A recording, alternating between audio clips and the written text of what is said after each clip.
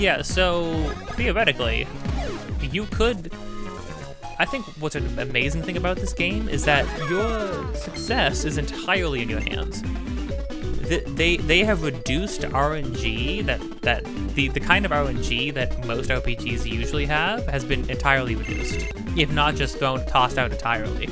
How you do in battle is entirely in your hands, and I think that's really cool. And I think that's like a super cool thing about the game, because essentially, theoretically, you could do a no-hit run of the game.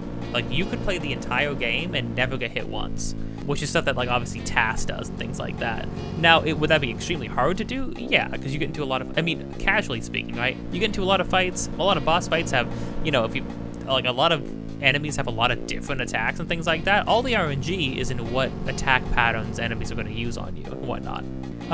But you could do a no, and I think that's a really cool thing about it, because in RPGs, typically you can't do a no-hit run unless it's like an action RPG, and even then, like, I don't know, in Final Fantasy VII, like Remake and Rebirth, if there's an enemy that has a gun, you're gonna get peppered with bullets, and that would, your no-hit run is done, right? Like, the whole idea of most RPGs is that you're going to get hit. What I like about Mario RPGs is that, like, but you have a chance. You always have a chance to never get hit, and that's really cool.